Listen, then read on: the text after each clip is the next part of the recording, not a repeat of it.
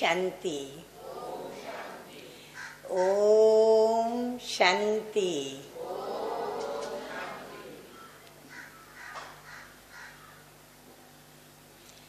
मीठे मीठे हम सर्व आत्माओं के प्राण प्यारे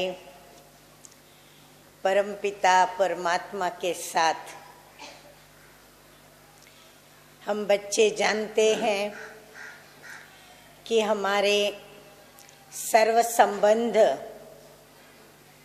परमपिता परमात्मा से कैसे हैं और परमपिता परमात्मा कैसे वो सारे ही संबंध हम बच्चों के साथ उस ही रीति से निभाते भी हैं। तो आज की ज्ञान मुरली में भी मीठे मीठे बाप दादा ने हम बच्चों को माता पिता के रूप में बहुत मीठी मीठी प्यारी प्यारी शिक्षाएं भी दी और शिक्षाओं के साथ साथ हम बच्चों ने आज ज्ञान मुरली में सुना भी और फिर अपने दिव्य चक्षुओं से देखा भी कि कैसे परमपिता हमारे माता पिता बन करके हमें प्यार कर रहे हैं और कितनी मीठी मीठी प्यारी शिक्षाएं देते हैं। परंतु यह भी हमने साथ साथ आज देखा कि वही माता पिता जब हम बच्चे उसका कहना नहीं सुनते, नहीं मानते, जबकि हमें माता पिता की तरफ से हर प्रकार का प्यार पालना, जीवन के अंदर सुविधाएं और हर प्रकार की हमारी मनोकामनाओं को भी पूर्ण करना और जो भी हमारे जीवन की आवश्यकताएं हैं उन आवश्यकताओं में जो भी हमने जब भी प्रभु से आशा रखी तो उसने हमारी वह आशाएं भक्ति मार्ग से लेकर के भी पूरी की। और आज भी मीठे मीठे बाप दादा हम बच्चों की हर आशा पूर्ण करते हैं। परंतु जब नहीं मानते और बार बार कहने के पश्चात भी जब हम उस शिक्षा का गंभीर रूप धारणा के रूप में नहीं धारण करते या फिर हम उसकी शिक्षा की गंभीरता नहीं समझते तो फिर लौकिक में भी ऐसा होता है कि माता पिता फिर थोड़े स्ट्रिक्ट हो जाते हैं, बच्चों के प्रति कड़क हो जाते हैं, अपनी ममता, अपना प्यार, अपना वात्सल्य ये सब भुला देते हैं और फिर हम बच्चों के कल्याण अर्थ उन्हें भी ऑफिशियल होना पड़ता है, स्ट्रिक्ट होना पड़ता है और फिर हम बच्चों के ऊपर अपनी नाराज़गी को वो अपने उस स्वरूप से प्रकट भी करते हैं। तो आज भी मीठे मीठे बाप दादा ने साथ साथ अपना धर्मराज का रूप भी हम बच्चों के आगे, परंतु उसमें साथ में बाप का रूप मिक्स था, सिर्फ धर्मराज नहीं था।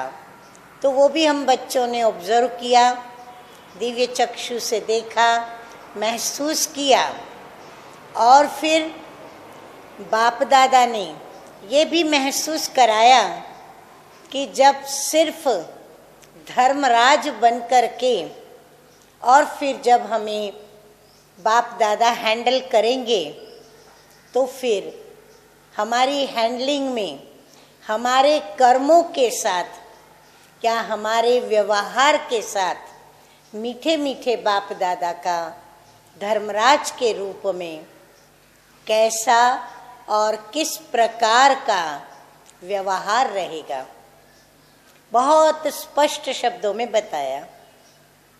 तो ये धर्मराज का रूप क्या है? ये धर्मराज का रूप है अवज्ञा करना।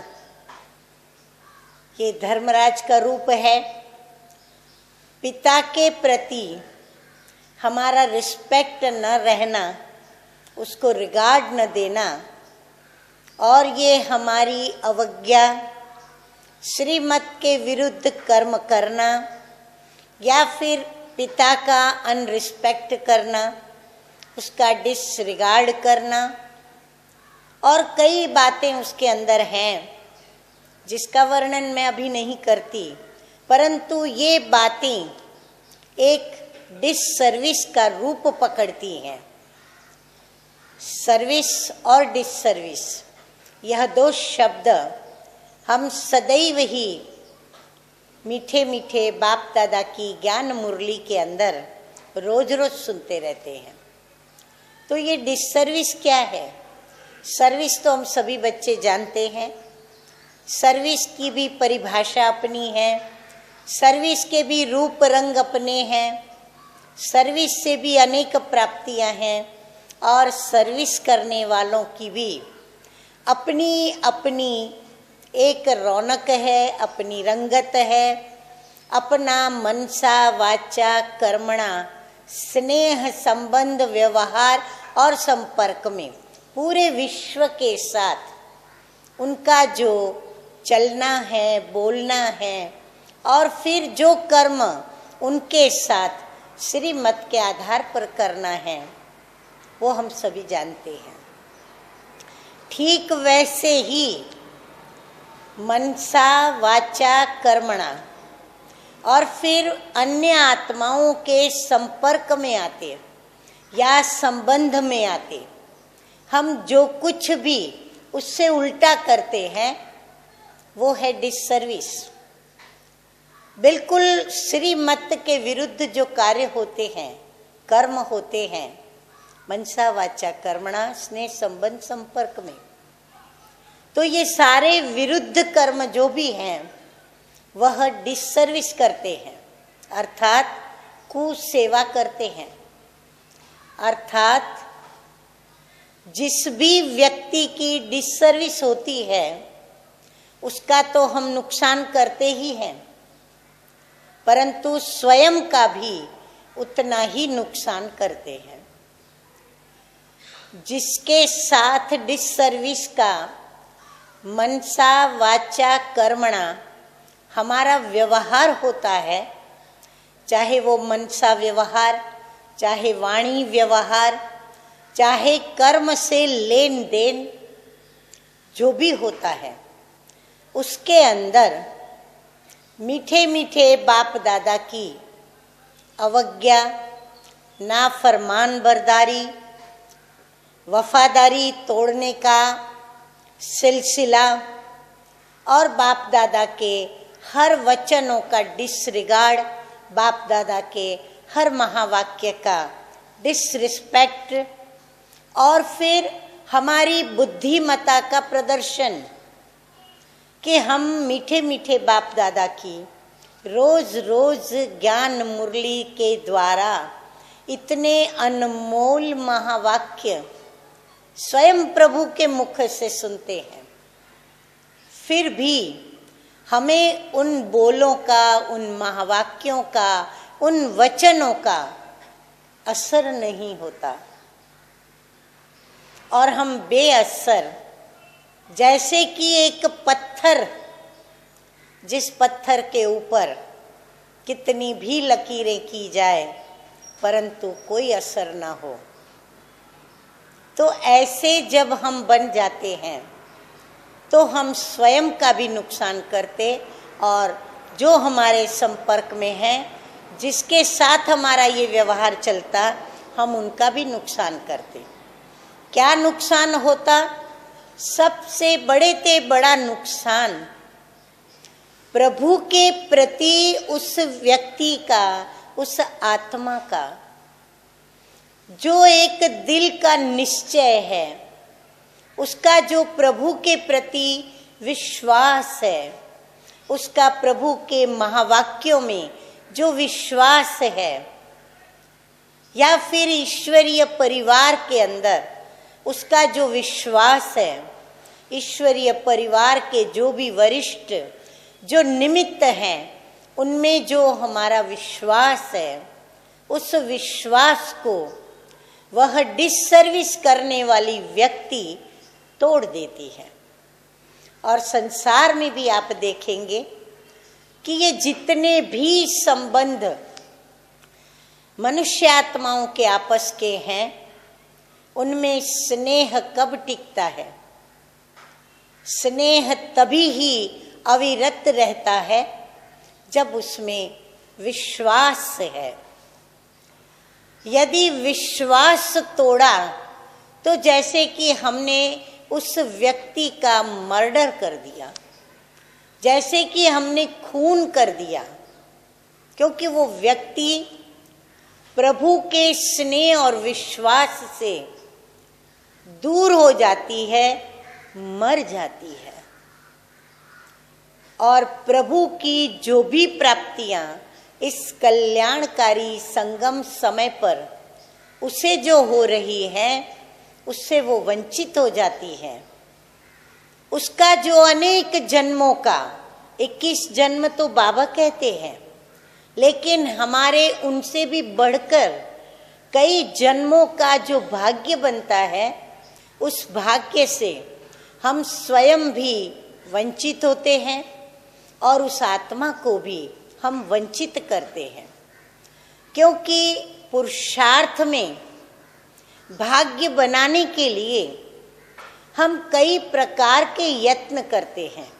उन यत्नों में हमारी मनसा से एक बाबा की याद की धारणा, वाचा से सर्व को ज्ञान दान करने की धारणा, और कर्म में श्रेष्ठ चरित्रवान कर्म जो पावन कर्म है, गुणों को धारण करने वाले गुणवान कर्म है, या मुझे गुणी बनाने वाले कर्म है, या फिर बाप को प्रत्यक्ष करने वाली मेरी जो वृत्ति है, मेरी जो दृष्टि है, मेरी जो कृति है, और फिर जो मेरे चेहरे और चलन से जो बाप का साक्षात्कार कराने की जो अमूल्य पल है, तक है, मौका है, वो हम गंवा बैठते हैं, वो व्यक्ति गंवा बैठती है, और फिर वो जिसके भी साथ वो व्यवहार करती है उसके भी भाग्य को वो लकीर लगाती है। इतनी गंभीरता इस श्रीमत के न पालन करने की बाबा के सभी बच्चे न गंभीरता से समझते हैं और न ही गहराई से उस बात को महसूस करते हैं। समझते हैं सो क्या? जो बात हमने देखी, जो बात हमें भी अच्छी ना लगी, यदि हमने उनको बताया, समझते हमने उनको सावधान किया, तो क्या फर्क पड़ता है। लेकिन हम देखते हैं कि हम किसी के विश्वास को कैसे तोड़ते हैं। तो हम उनको ऐसी नेगेटिव बातें बताते हैं या अवगुण की बातें सुनाते हैं, या फिर हम ऐसे कर्म करते हैं कि उनको भी ये प्रश्न उठ जाए कि क्या ये भगवान के बच्चे हैं। और उनके अवगुणों को पकड़ने का, उठाने का, उससे खेलने का जो उनका विकृत आनंद है, विकृत रस है, कि उन्हें वो नेगेटिव बातें सुननी अच्छी लगती है, कोई दिखाता है तो देखनी अच्छी लगती है, तो वो सुन कर के, देख कर के और मन के अंदर उसको ले कर के, फिर जब वो व्यक्ति भी व्यवहार करता है तो उसके व्यवहार से वो विश्वास, वो निश्चय नहीं होता। जैसे किसी मुर्दे के अंदर प्राण न हो तो वो मुर्दा जीवित न हो, ऐसे उसकी स्थिति जो होती है वो मुर्दे समान होती है उस समय। क्योंकि न बाबा की याद होती है उस समय, ना ही उसके अंदर कोई गुणों की धारणा करने की पॉजिटिव वृत्ति होती है, न गुणों को देखने की वो दृष्टि होती है, और ना ही कर्मों में श्रेष्ठता लाने का वो बल रहता है उस समय। क्योंकि नेगेटिव बातें बताकर सुनाकर वह व्यक्ति मन से बाबा को याद करना चाहता है। वो अपने ईश्वरीय परिवार के गुणों को अपने में समाकर और उस गुणों के आधार पर अपने उस ईश्वरीय परिवार में रूहानी प्यार करके रूहानी प्यार पाना चाहता है। जो भी तन मन धन से यज्ञ में सेवा करनी है, उस सेवा को वो करके अपने भाग्य को बनाना चाहता है। लेकिन वह नेगेटिव बातें उसको वह भाग्य बनाने से रोकने लगती है। वो सुनी हुई बातों के प्रभाव में वह व्यक्ति अपना भाग्य बनाने से रुक जाती है। और हम जिसके भी प्रति जो भी बातें ऐसी करते हैं या सोचते हैं या हम किसी को दिखाते हैं, तो वह व्यक्ति बहुत ही मूंझती है। प्रश्नार्थ चिन्ह वाला उसका चेहरा बन जाता है। बाबा कहते हैं प्रसन्न चित्त रहो, बाबा कहते हैं निश्चय बुद्धि होकर मेरा तो एक बाबा दूसरा न कोई, ऐसी स्मृति में रहो। बाबा कहते हैं हर एक के गुण देखो, हर एक की विशेषता देख करके उनसे सीखो। क्योंकि जहाँ तक जीना है, हम विद्यार्थी जीवन में रहेंगे तो हमें विद्यार्थी बन करके हर एक से सीखना है। तो हम ये सब बातों को उस समय भूल जाते हैं। और फिर सबसे बड़ा नुकसान हमारा यह जो विश्वास, आप सोचेंगे कि नहीं बाबा में तो हमारा विश्वास रहता ही है। ऐसा नहीं है कि हम बाबा को याद नहीं करते, हम बाबा की मुरली रोज पढ़ते, बाबा जो कहते वो भी करते, पवित्र भी रहते, खान पान की भी शुद्धि रहती, सब कुछ करते।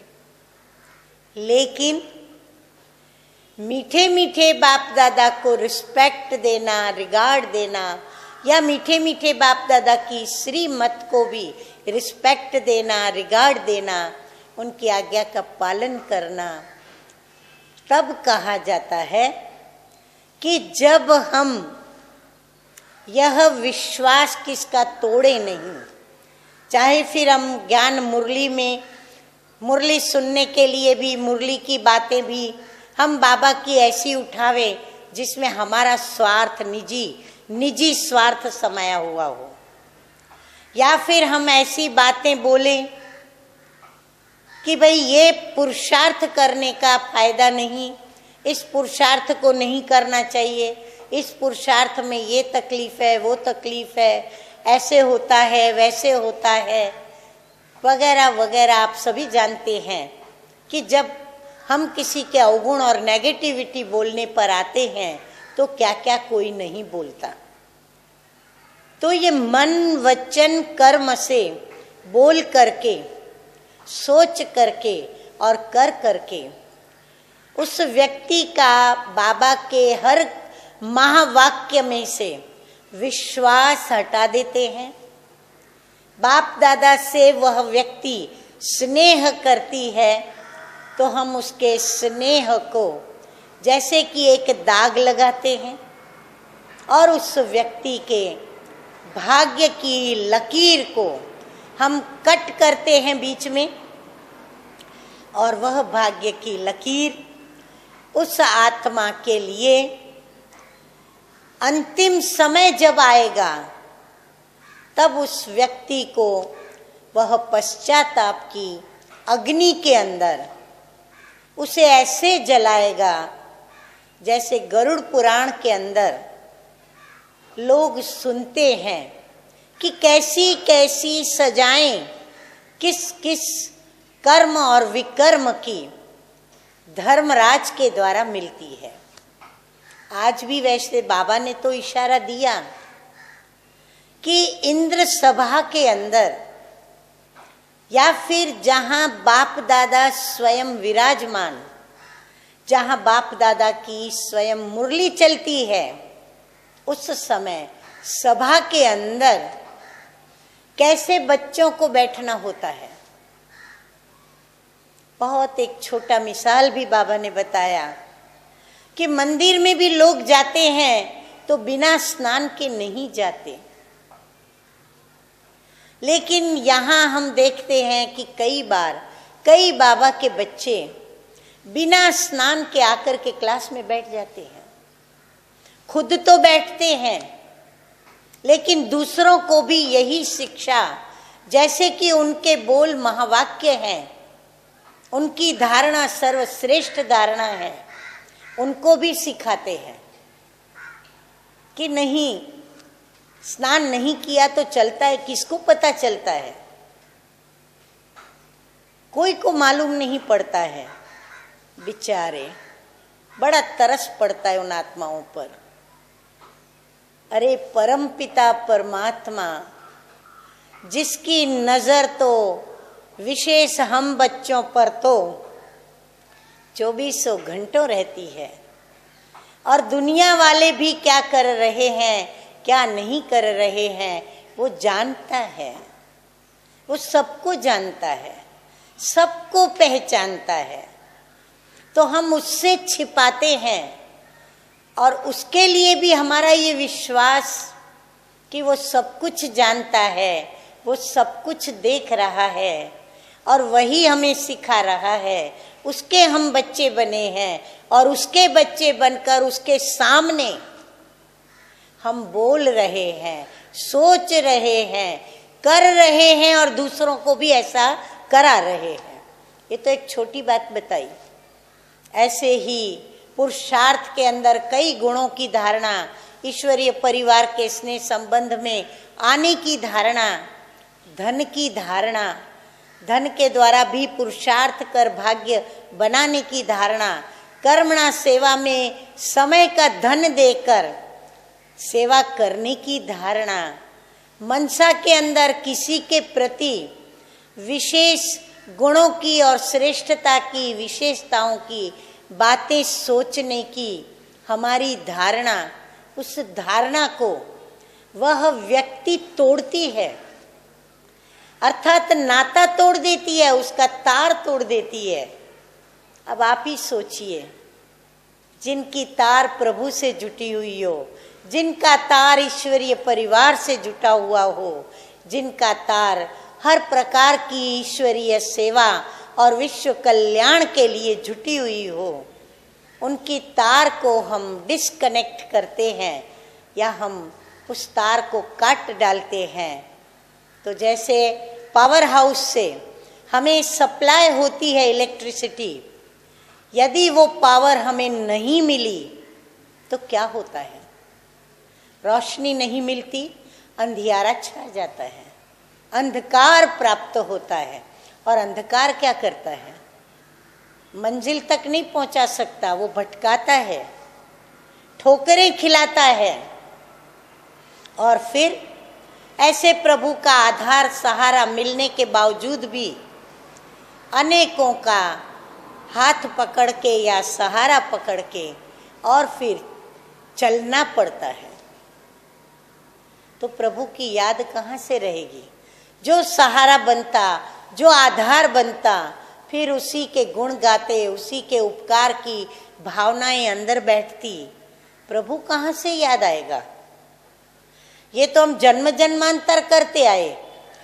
अभी हमें इस कल्याणकारी संगम समय पर इतना पद्मा पदम से भी बढ़कर जो अहो सौभाग्य प्राप्त हुआ है कि स्वयं प्रभु हमें अपना गोद का बच्चा बनाकर और माता पिता शिक्षक और सद्गुरु के रूप में शिक्षाएं देकर हमारा श्रेष्ठ भाग्य बना रहा है और हम उस भाग्य से स्वयं को वंचित करते जाते हैं।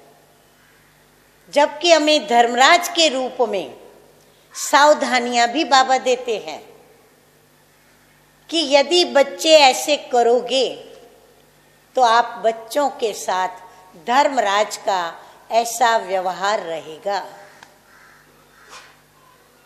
तो कहने का तात्पर्य यही है कि मीठे मीठे बाप दादा की मेरा तो एक बाबा दूसरा ना कोई, और उसने जो हमें ज्ञान की बातें बताई हैं, जो महावाक्य सेवाओं के लिए उच्चारण किए हैं, हम वैसी वृत्ति रखें विश्व कल्याण की, सभी के प्रति शुभ भावना की, सभी के प्रति कल्याण हो। जैसे अभी भी अव्यक्त बाप दादा ने कहा कि हमेशा यही सोचते रहो कि सर्व का कल्याण हो, परंतु एडिशन यह भी रखनी है कि मेरा भी कल्याण हो।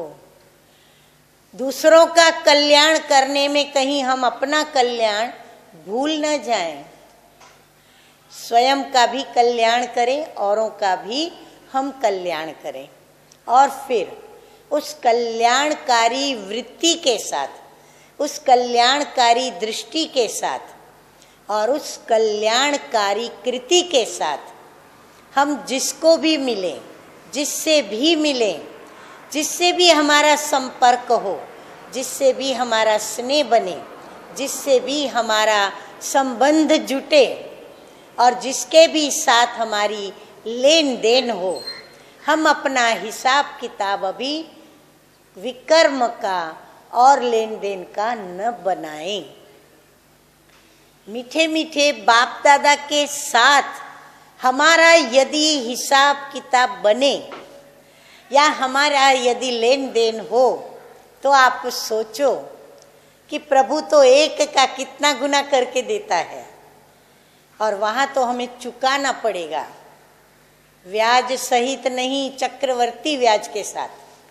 और यहाँ तो चक्रवर्ती ब्याज से भी ऊपर बढ़कर हमें उस पिता परमात्मा से प्राप्त होगा, अर्थात इतनी दुआएं प्राप्त करेंगे। किसकी? स्वयं प्रभु की आशीर्वादें मिलेंगी। आशीर्वादी तो दुआ है।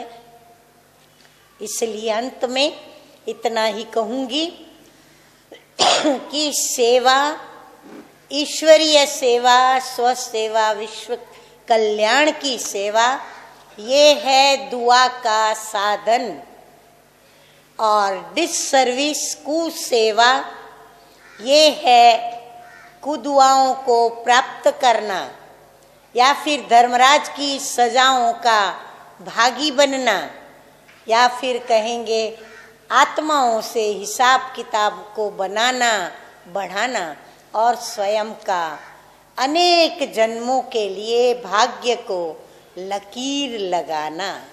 अब हमें सोचना है कि मैं प्रभु के आशीर्वाद और दुआओं का पात्र बनूं, या फिर मैं डिससर्विस करके और कुदुआओं के पात्र बनूं और बाप दादा के दिल तख्त से उतरूं और मनुष्य आत्माओं के दिल तख्त पर चढ़ूं।